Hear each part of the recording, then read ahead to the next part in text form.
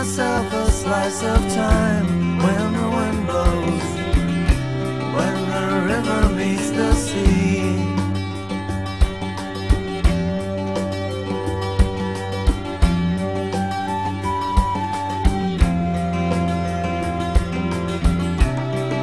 In addition to a knife, a good solid axe is a very useful tool to have for bushcraft. Now the axes I use are made by Gränsfors Bruks in Sweden, and you even have the maker's initials stamped into the blade here, Lennart Peterson. Now a small forest axe is about the size of my fingertips to my elbow in length, which makes it very useful. It can be put into a rucksack and it can be carried. It's not too heavy. From a safety perspective, it's very important to plan the way you cut so that every cut is away from yourself. And the position I'm in here, if I slip, all that's going to happen is it'll hit the log.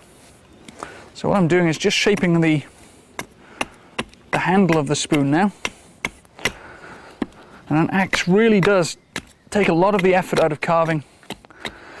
A job that would take an hour with a knife could be done in about 20 minutes with an axe. But it does take a bit of practice to get used to using one. Now, a lot of people think that an axe is just for splitting and you don't have to worry about keeping it too sharp. And as you can see by the way I'm using it, that's not true at all. Your axe should be every bit as sharp as your knife. Another thing with an axe is that you can hold it in a lot of different ways. So as well as using it as a splitting tool by holding it at the end of the handle, you can hold it further towards the head, which reduces the amount of leverage you have, but it increases the amount of control you have over the blade. You can even hold the head of the axe and use it in this way for some very fine carving, and possibly even use it to replace a knife.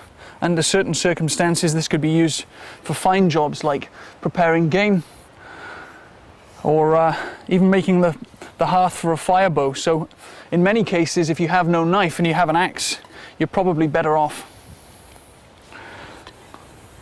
One of the problems with a small forest axe is because of its short handle length.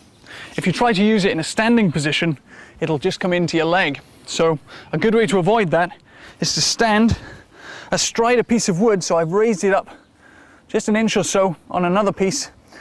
Position it so that the front of the log you're trying to split is level with your ankles.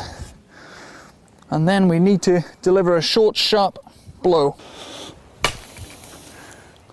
Another method for splitting wood is to split it onto a good firm surface, ideally a tree stump or a log like this. Now be always very aware of the potential for the axe upon missing to come into your leg, so you always have to anticipate and expect and plan so that the axe head hits the log and not your leg. So it's always good to practice your position first of all and just decide where you want to hit. And then when you decide, bring the axe down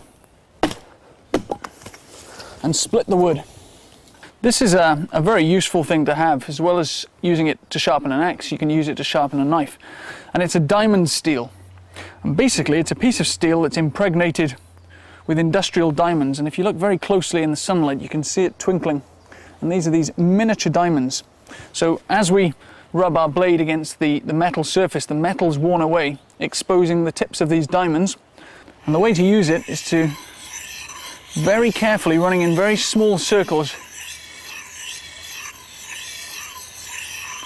just aim to take a very small amount of metal off each time.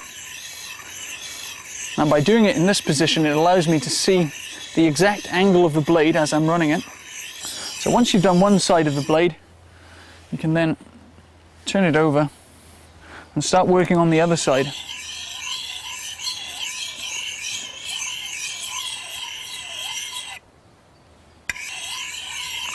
And doing it this way really gives you a good view of the angle of the blade so that you know how much metal you're taking off.